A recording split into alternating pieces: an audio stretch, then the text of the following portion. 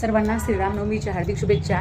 आज आहे सुट्टीचा दिवस आणि सुट्टीचा दिवस म्हटला की तो सत्कारने लावणं आलंच, म्हणून आज 60 ते 70 पायऱ्या वर चढून आम्ही दोघांनी कट्ट्यात आमचा गहू आणला, कारण स्वतःचं काम करण्यात कष्ट करण्यात लाज नाही आहे आणि कुणी बाळगू पण नाही, असं माझं वैयक्तिक मत असते। आणि बघा मी तुम्हाला 2 आयडिया दाखवणार आहे आज की गहू मी कशावर वाळत घालते। तर ज्या जुन्या साड्या असतात कॉटनच्या त्या मी टाकून न देता त्या मधून फाडून त्यावर मी गहू वाळत टाकते, कारण की छान खालून पण गव्हाला ऊन बसतं आणि वरून पण बघा तुम्ही पाहू शकता। आणि मी असा गहू वाळत टाकलेला आहे साड्यांवरतीच, गोनपाटावर मी गहू कधीच वाळत घालत नाही, धान्य म्हणा ह्या ज्या साड्या असतात कॉटनच्या अशा यूज करते मी।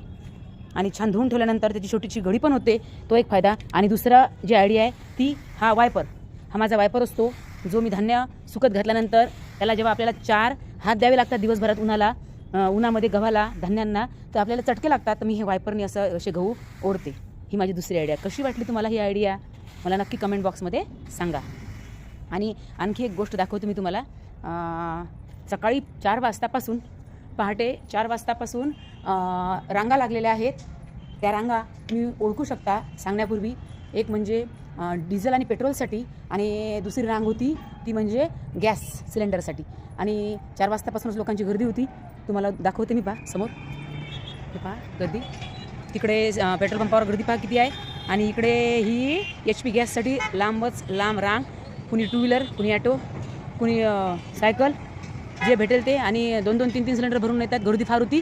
सकाळी तर त्यांनी डिझेल पेट्रोल देणं बंद केलं होतं, कारण की इतकी भांडणं एवढी गर्दी होती पहा।